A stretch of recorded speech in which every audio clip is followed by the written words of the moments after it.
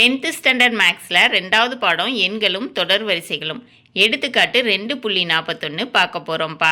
இந்த சேனலை சப்ஸ்கிரைப் பண்ணாத ஸ்டூடெண்ட்ஸ் சப்ஸ்கிரைப் பண்ணி சப்போர்ட் பண்ணுங்கப்பா. வாங்க கணக்குக்குள்ளே போகலாம். பின் வருவனவற்றின் முதல் உறுப்பு மற்றும் பொது விகிதம் கொடுக்கப்பட்டுள்ளது. அதனுடைய பெருக்கு தொடர் வரிசைகளை காண்க. Subdivision 1 a = -7 r = 6. Subdivision 2 a = 256 r = 0.5. அதாவது இந்த கணக்கில் முதல் உறுப்பும் பொது விகிதமும் கொடுத்துருக்காங்க. பெருக்கு தொடர் வரிசையை அமைக்க சொல்லியிருக்காங்க. பெருக்கு தொடர் வரிசை கண்டுபிடிப்போமா? தீர்வு. Subdivision 1 a = -7 r = 6. பெருக்கு தொடர் வரிசையோட பொது வடிவம் என்னென்னா a, ar, ar², ar⁻3, Tito. சரியாப்பா? இப்போ ஃபஸ்ட்டு a மட்டும் இருக்குது, -7. அடுத்தது ar இருக்குது, -7 × 6. அப்போ 7 6 42 -42. அதுக்கடுத்து ar² இருக்குது.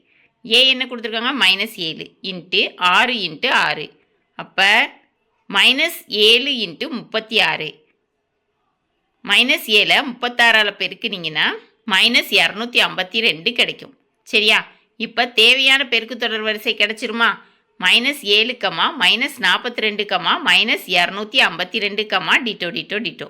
சப்டிவிஷன் 2 என்ன கொடுத்துருக்காங்கன்னா a = 256, r = 0.5. 0.5 இன்னொரு விதத்தில் எப்படி எழுதலாம்னா 1/2ன்னு எழுதலாம். சரியா? தசமத்தில் கொடுத்துருக்கத பின்னமாக மாற்றினோம்னா 1/2ன்னு கிடைக்கும். சரியா? பெருக்கு தொடர் வரிசையோட பொது வடிவம் a, ar, ar², டிட்டோன்னு போகும். சரியா? ஃபஸ்ட் என்ன இருக்குது? a இருக்குது. a 256. அடுத்து ar, a × r. சரியா? 256 × 1/2.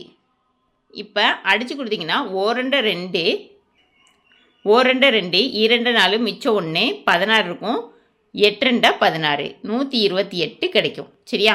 அதுக்கடுத்து ar², a 256 × r²னா 1/2 the whole square.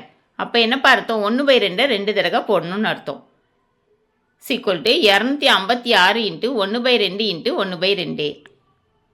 1/2. 2 2 4 மிச்சம் 1 8 2 16. 2 6 12 4 8. அப்போ ar² என்னது? 64.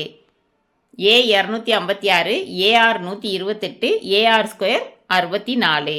therefore தேவையான பெருக்கு தொடர் வரிசை 256, 128, 64, டிட்டோ. சரியா? கணக்கில் கேட்டிருந்த 2 சப்டிவிஷனும் கண்டுபிடிச்சாச்சு. இந்த வீடியோ பிடிச்சிச்சுன்னா லைக் பண்ணுங்கள், ஷேர் பண்ணுங்கள், சப்ஸ்கிரைப் பண்ணுங்கள். ஓகேவாப்பா? Thank you students.